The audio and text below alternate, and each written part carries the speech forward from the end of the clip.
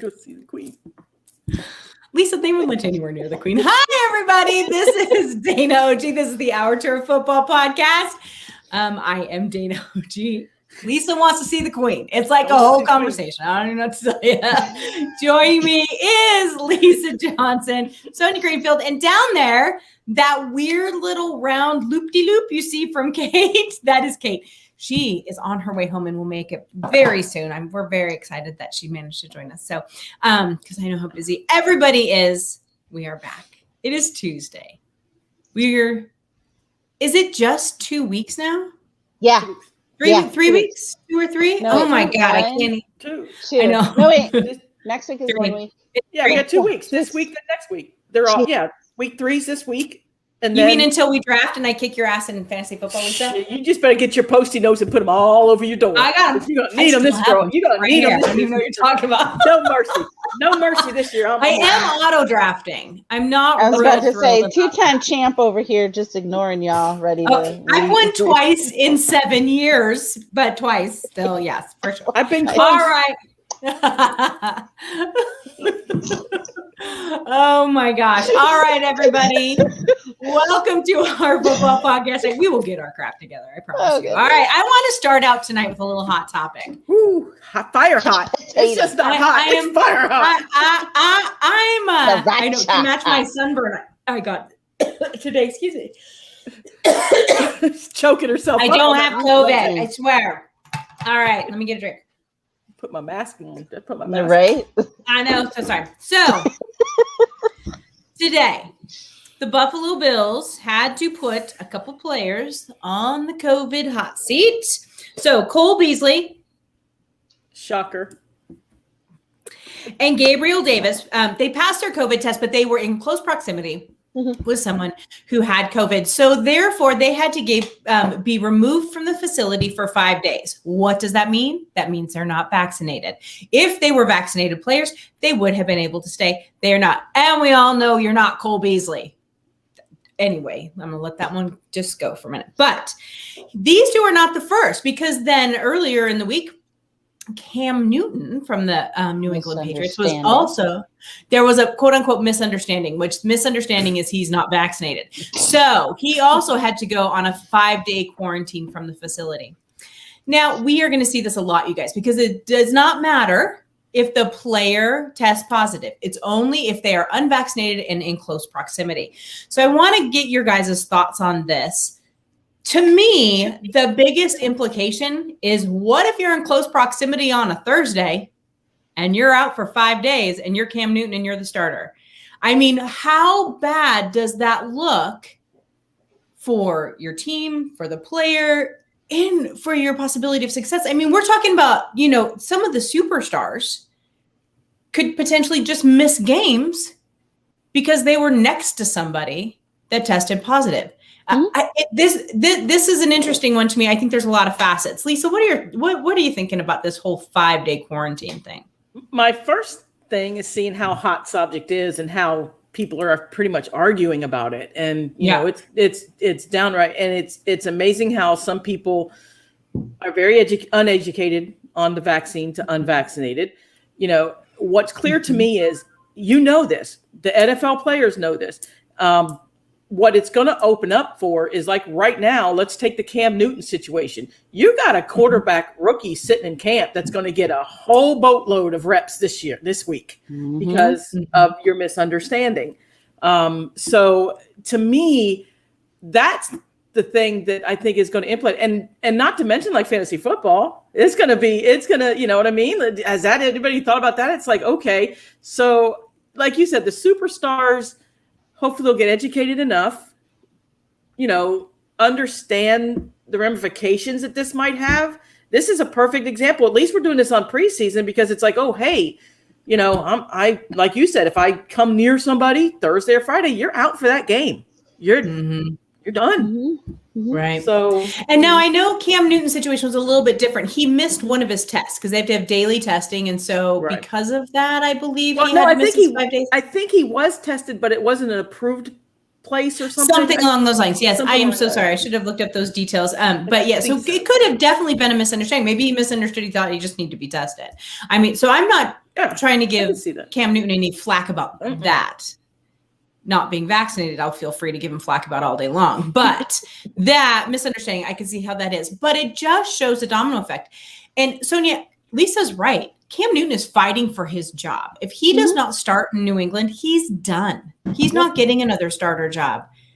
How could you're a medical professional. I already know your stance on this, but where's the logic in this, right? Like, where is the logic of you're going to threaten to possibly lose the rest of your career over vaccination? Well, you said it. I'm a healthcare provider, and I will say it till you're blue in the face. But there comes a point when I can't say anything else. And if this is what you decide to do, if you feel that your career, if you are going to risk your career, then that's on you. And I mean, I understand hesitancy. I do. And, I understand that. I do. But at the same time, you got to look at the bigger picture. And if you are willing to risk your job, if you are willing to walk away, then okay, and so be it. And you just have to be okay with these consequences. And, okay, then Mac, I guess you're up. Yeah. Let's go. Oh, it looks like we lost Kate. Maybe she'll be rejoining us here in just a second. But so here's the other. My other thing is, do we know? Let's say this happens in the regular season. Kate is back, so I'm going to grab her because actually, this is what I was going to ask Kate. Hi, Kate. Hello. All right. So this is what I was going to ask you about this whole 5-day quarantine thing. Do you know? Because I don't. If this were to happen during the regular season, do they miss that week's game check? Yes. So are they not only possibly losing a starting position, but their their money on top of it? Well, and costing other players their money. Because if you happen to be hanging out with someone who's not making good decisions about what he's doing outside the locker room, and he has to miss a game, and you've been in contact with him, and you have to miss that game too, you're not getting paid. Right. So I think what the NFL was trying to do is maybe enact a little bit of peer pressure, a little bit of the players monitoring each other and being like, hey, you either need to get the shot or you need to be very careful about who you're hanging out with when you are not here in the facility, and you're not costing me a paycheck because you're not following all the precautions that you could be following. Right. And, it's a domino effect too, right? Because it's not just one player to two player. It could be, again, like we said last year, an entire position group. You're in your meeting. I believe we played a game with third string wide receivers in Cleveland last year because all the first strings were either already hurt or they were exposed to each other in the wide receiver room with the Rona. So we saw the effects of that last year in Cleveland. And now I know that's different this year because if some of those players are vaccinated, they're not going to have to do the 5 days. So it's just those few. And I will say this, the NFL has done a great job of seeming to get the message out. I believe they're at 90% of the players are vaccinated or at least have one vaccination, which was up from like 60 some before. So that's really great. Have, at least one shot. So that's wonderful too. I will say, I want to give kudos. I was real mad at the Washington football team for a minute. When Ron Rivera, your coach, has cancer and he had to go and basically beg you to not make him sick, I was livid at that team. I thought it was so selfish. I couldn't even believe it. After he made that statement, you could tell someone hadn't thought of it because then all of a sudden those players started going like left and right, getting those vaccinations. So huge kudos to them.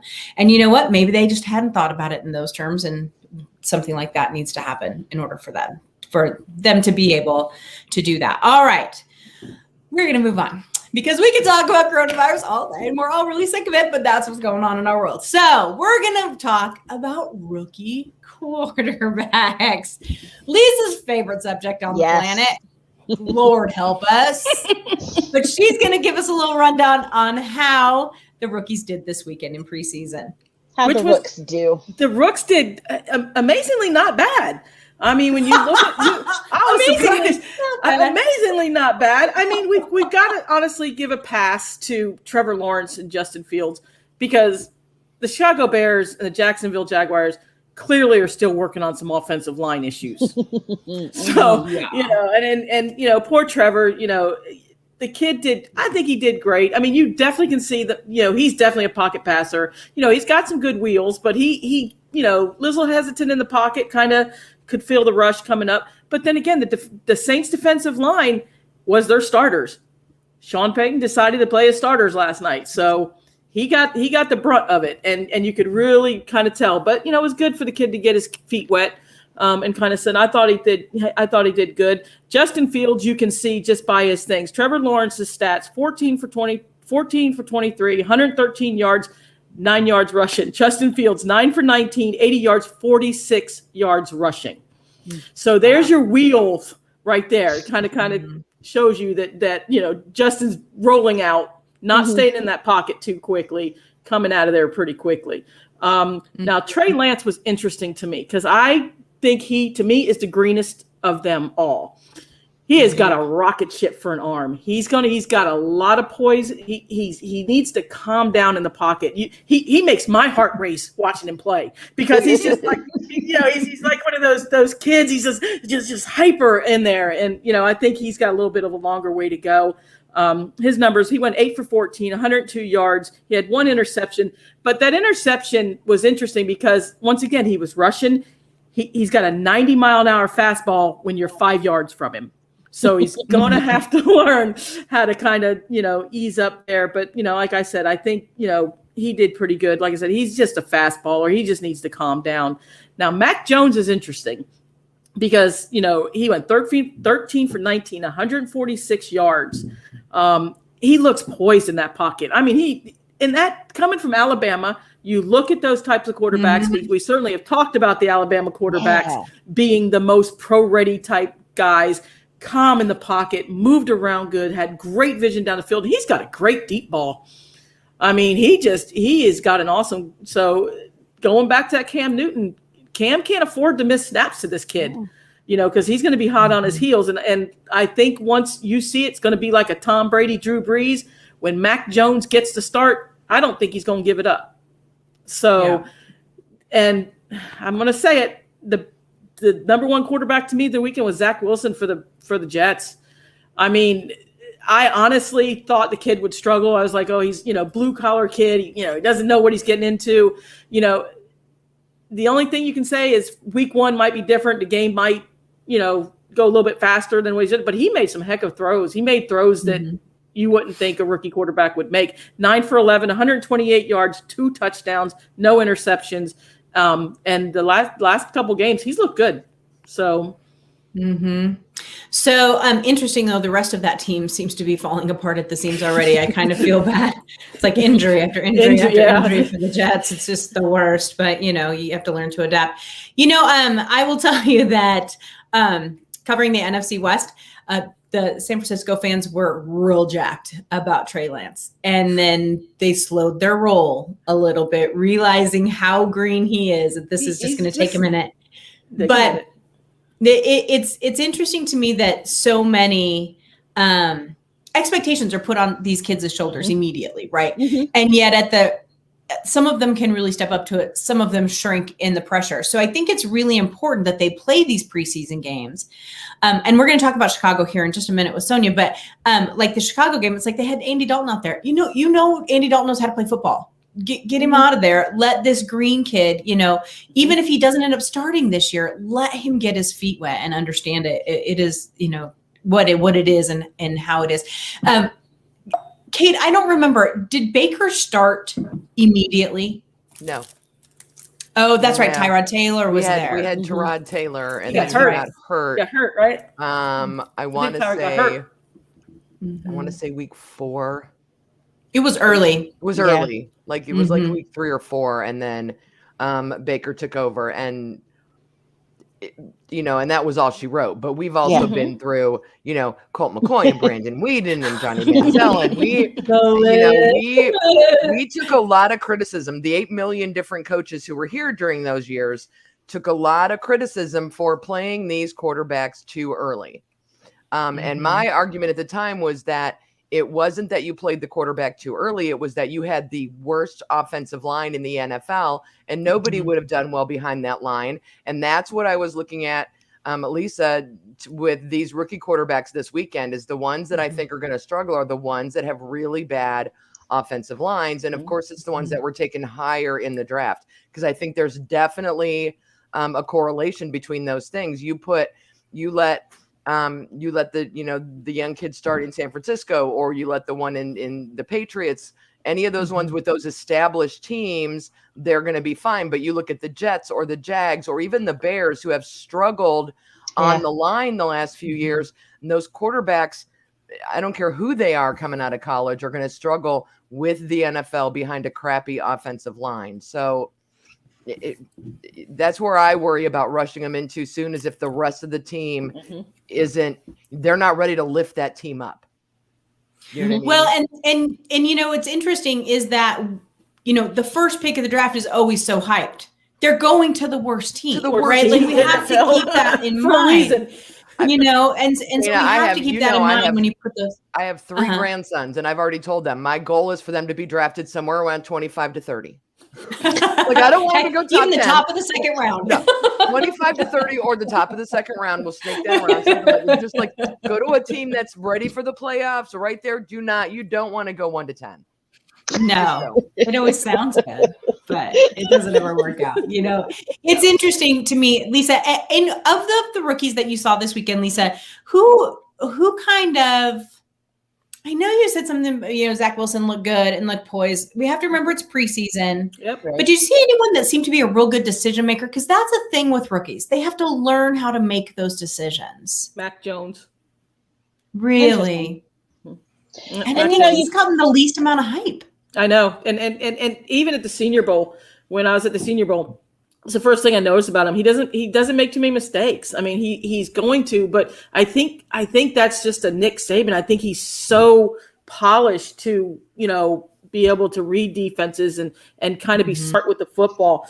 Like I said, it was just, it's night and day between him and Trey Lance. I mean, when you see Trey Lance, like I said, you could see it in the kid's eyes. The game's going a million miles. Like I said, it makes you kind of like, oh, calm down. Mac Jones, you don't get that sense. He's calm, he's poised, and he's learning. You can just see it. You can see the kid learning. So out of all of them, I would say to me, the best, Zach Wilson was close because, like I said, he made some really good throws, but that's where they caution it. Stats preseason, will he make those throws against first string corners and safeties? Running full steam. Yeah, exactly. So, but I would say out of all those, I would say Mac Jones to me seemed like he was the one that was pretty poised and was making good decisions. Sonia, what were you going to say? I was thinking about the Alabama quarterbacks, and something must have changed in the past, couple years, because now you have Tua, you have Jalen Hurts, and now you have Mac Jones. Right. And granted, Tua and Jalen still kind of have to prove themselves a little bit. Well, they still have to prove themselves, but before then, Alabama was just kind of a drought of a quarterback spot. You know what I'm saying? So it's just kind of interesting to see, how coaching and stuff has changed there to improve their status and to kind of make them a little bit better. So that's good. And then also, yes, our polls that we did that talked about sitting and starting quarterbacks as rookies. Oh my God. And this is real. This makes me real happy. So some of you people need some serious help. That's all I'm saying. Majority of the people, and I posted it on a lot of platforms today, but Twitter and Insta, 75 to 90% of people said that they should wait and start when they're ready and not automatically. So that was the gist of it. I give those people game 2 of a couple of interceptions from their starters. They're going to be screaming for that rookie quarterback. Well, then all of a sudden, magically, they get ready. Right. It is an interesting concept, Lisa, that you feel so strongly that if you're picked in the first round, you play immediately, because I really think, and this I know you and I disagree on, I really think Patrick Mahomes is a perfect example of that. Patrick Mahomes had come in and not had to sit behind Alex Smith for a year. I think we would have seen a lot of mistakes out of him. Not that he still wouldn't have been a great quarterback, but just like the decision making, like the reading a defense, like understanding nuances of football. I do think to a certain extent that is a huge benefit of sitting behind someone even for half a season. Do you know what I mean? Just to kind of get the feel of it a little bit. And I know you said if he would have started, he would have been just fine. Yeah, but he would have been fine. He wouldn't have been Patrick Mahomes. But Kansas City had the line though. Now I'm not a total homer to say like Trevor Lawrence should start. I don't think Trevor Lawrence should start. I don't. Really? I know he was the number one pick, but you're the number, like you said, we discussed it. You're number one pick for a reason because your team's horrible. Right. So, to me, that's almost dangerous. I understand a lot of the commentary today, but if you have a line like say the Patriots do, and then I don't, and Peyton Manning even said it coming out, you don't learn much holding a clipboard. I don't think Patrick Mahomes learned all that from Alex Smith. I think he was a good mentor, but I think he could have learned it on the sidelines. I think the Chiefs I think he would have been okay. That's just me, but like I said, like I said, so if you've got an offensive line that can keep these guys protected and learning on the fly, I'm all for that. Yeah. What were you gonna say, Kate? It always makes me wonder how much of this is related to actually what school they went to college at, who their coach was, what that division was. Trey Lance went to North Dakota State, something. He hasn't seen a defense anywhere near what Mac Wilson saw. One game last year. One game. What Mac Wilson saw in the SEC, as much as I complain about them because I'm a Big Ten girl, they still face harsher competition than a lot of these other kids do. And I think maybe the speed of the NFL it's not as big an adjustment for them as it is for some of these, Mahomes came from Texas Tech, which is a big school, but they also, if you look at their football schedule, it's not the same as Alabama's. So it's, you know what I mean? So I think that's a good point. Even Justin Fields, the what he saw at Ohio State wasn't what Mac Wilson saw. I'm just going to say it. Some of the, the Big Ten schools, we don't, at least from a Big Ten perspective, we don't play enough good schools in other divisions. We play, we coast. So you play Michigan. We do. We play Michigan. They play us. I mean, but it's y'all don't coast. Come on now. I'm just saying. I wonder how much of that plays into some of these quarterbacks who do better if they get a little more time to adjust to the speed and frankly the size.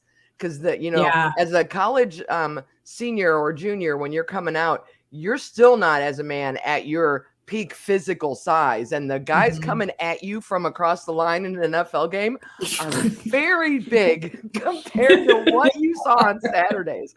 There's an adjustment there. For sure. That's a really good point, and something that probably I'm sure that the professional scouts take into consideration, but I just hadn't thought of it. That's a really good point. Let's just keep on this. I'm going to switch up a little bit. I know this is different than what I sent you guys, but let's go ahead and just keep on with the quarterback situation. So Sony, let's talk about Chicago. Oh, Lord. So, so Sonia, you brought up, when I asked you guys what you wanted to talk about this week, you brought up a really interesting point, and it goes in with the rookie quarterback conversation, but there's some weird stuff going on in Chicago. I mean, Chicago is just weird because it's kind of, what will Nagy do?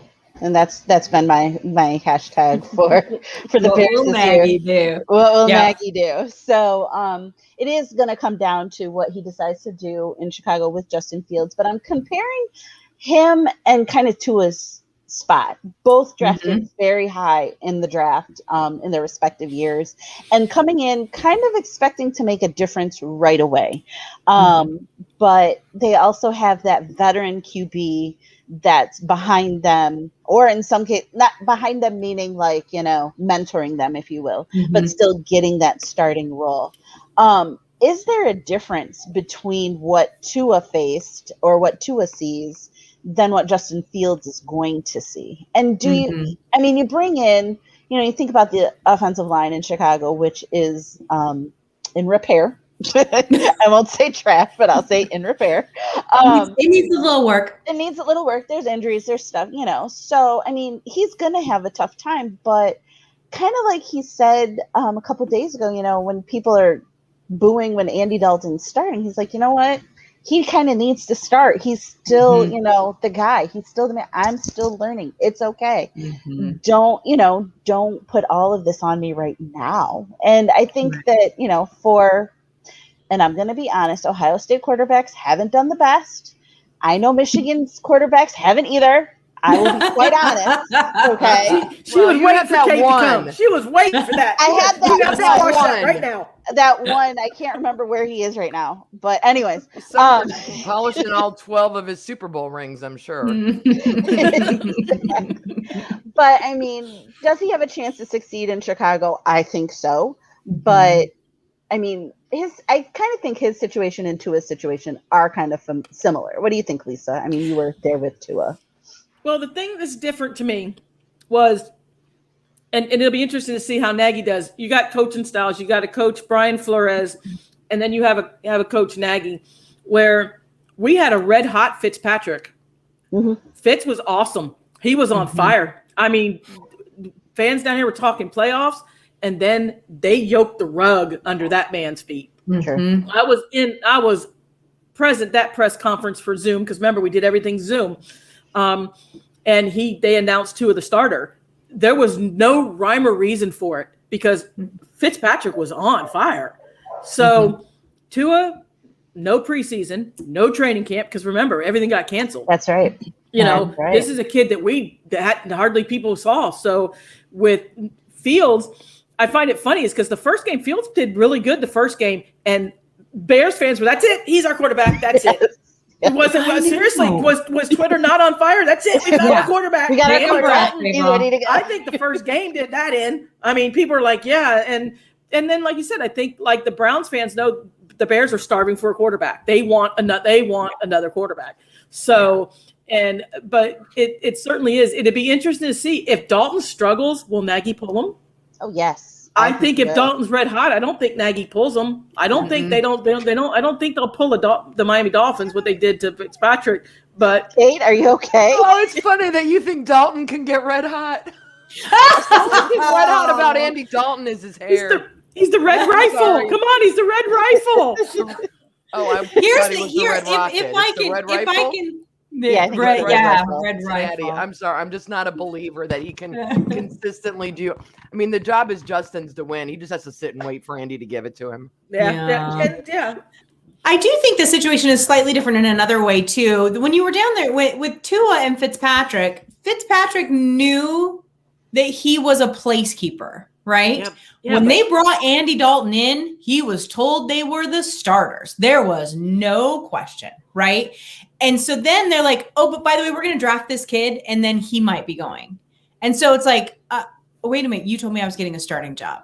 And I think that that's the difference. Fitzpatrick knew when they got Fitzpatrick, he knew Tua was there. It was like and Dalton was promised a starting job. That's why he left Dallas, right? And so it's interesting to me to see how that dynamic might be different than some other vet QBs versus not vet QBs sort of thing going on. And so I think that that's a little different. Here's my take on this. I think that if Andy Dalton is doing serviceably well, like they are winning games that they should be winning, they're keeping the other games close, if not winning them, they'll keep him there. But he has 2 bad games in a row. I think he'll be out. I think they'll bring Fields in as quick as they can blink. I think that's just the way it is. It's an interesting situation. But what's more interesting to me is the fact that Lisa got shut down. Because no, you don't always have to start a first round. Yeah, exactly. You don't always have to start a first round. And it's always been me, and I've always stuck by it. But like I said, I understand it. Trust me. Like I said, I would not start Trevor Lawrence with that line until I shored it up and knew that he would be at least protected and safe. And the same thing with Justin Fields. But I just think he'll fare better than Andy running for his life. But you're getting kind of old. We're getting kind of old. All right. So let's move on to our last conversation. This cracked me up today. Was it yesterday? Yesterday. It came out? Yesterday. When that nice little story drop says, oh, by the way, the Raiders were trying to trade back for Khalil Mack. Kate, I lost it. I laughed so hard. So did I. And then I'm just trying to figure out, since we're talking about the Bears, I was trying to figure out what the whole point of the story was, because I kept looking, and basically the point of the story was a little while ago, the Raiders called the Bears and say, hey, we'd like Mac. And the Bears said, no, we're not interested, and then hung up, and that was it. And I'm like, why is this even a story? Why is that a story? Yeah. And the only reason I can come up with for why it's a story is because the Raiders want their fan base to understand that they're trying to do something, that they're trying to make moves. That's that fair. They're trying to make a run at their division. And I think they're in a division that they could easily win. That division's wide open. They want to make a playoff run. They want to be taken seriously. I know I see your face, googly eye girl, but I'm just wondering how you're going to back that up, but that's okay. We'll see. So I think it was sort of a PR thing on the Raiders side to say, listen, we're trying to, don't complain to me about this position or that position. We tried to get some guys. Well, I can call the Bengals and try to get somebody for the Browns and they can hang up on me. And that doesn't make it a story. It doesn't make it a realistic option. So just the fact that it was even a story boggled my mind. And then it just made that whole conspiracy theory part of my brain wonder what the Raiders were trying to accomplish by leaking that. Because that one leaked by anyone in Chicago. It was leaked. Absolutely. My favorite part were the memes of John Gruden standing outside Soldier Stadium holding a boombox, like John Cusack from Say Anything. I'm like, really, with the Khalil Mack sign? I didn't know if you ladies had any theories on why you think the Raiders leaked that, because it's just such a Raiders thing to do. Yeah, Raiders thing. It's a Gruden. It's a Gruden thing, right?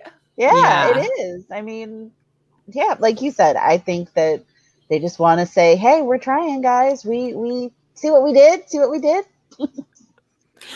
Here's the interesting thing.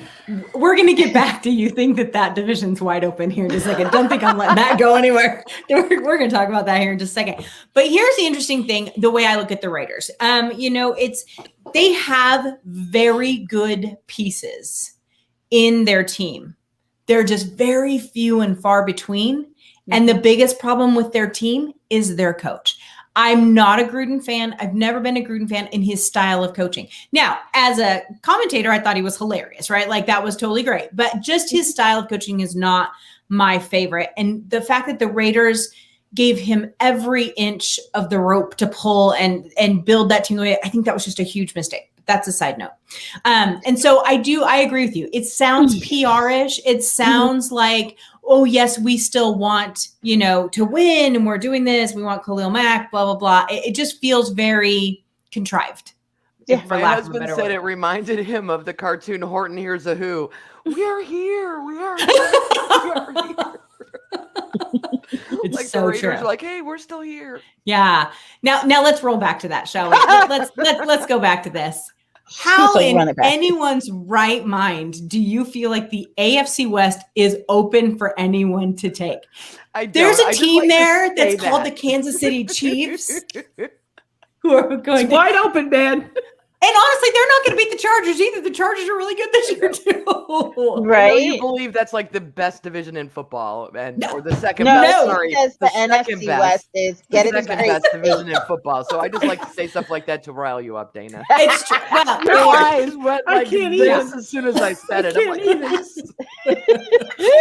yeah, it is true. They are the second best division in football. But here's the interesting thing: that division is actually, to a certain extent, you're not really wrong, from second through fourth. Mm-hmm. That there's a lot of opportunity for people that in that division to make the playoffs, to do well within there. Unless something catastrophic happens to the Chiefs, they lose their quarterback, they lose Hill, Kelsey, whatever it may be.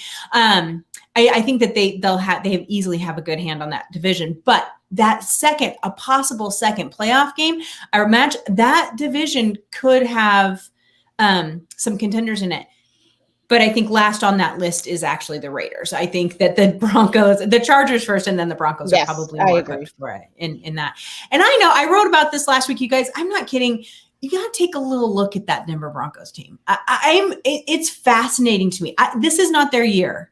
They get that quarterback situation figured out, and hell, if they manage a way to figure out to get Aaron Rodgers in Denver, Patrick Mahomes better be running for his life, because that team is put together very, very well. It's going to be a fun team to watch because they're babies. They're all so young. Patrick Mahomes is already going to be running for his life. Have you seen the trash they're calling an offensive line? He has 3 rookies on his offensive line. He's played an awful lot of preseason snaps, and the only reason I can figure for it is they're trying to build some chemistry with him in that line. Absolutely. They may not have to lose a star player if that line doesn't figure out what it's doing pretty quick. Right. It's true. All right, ladies. Well, this has been a very fun 30 minutes. I'm excited. Next week on our podcast, Emery Hunt is going to join us. I love Emery. So Emery Hunt, for those of you guys who don't know, you need to know if you don't know, but he is called the Czar of the Playbook. But I will tell you, Emery is on CBS all the time. He's on ESPN all the time now. And we have known him for 10 years. He's a dear, dear friend of ours. I'm so excited to have him on. We are going to talk about the entire league. We're going to talk about the new policies. We're going to talk about his hot teams and what he's interested in, and teams that he think are going to surprise everyone. So I'm really excited. So join us again next Tuesday, 8 p.m. Eastern, 7 p.m. Central, while we go live with Emery Hunt. All right, everyone, have a great night. Bye-bye. Bye, guys. Bye.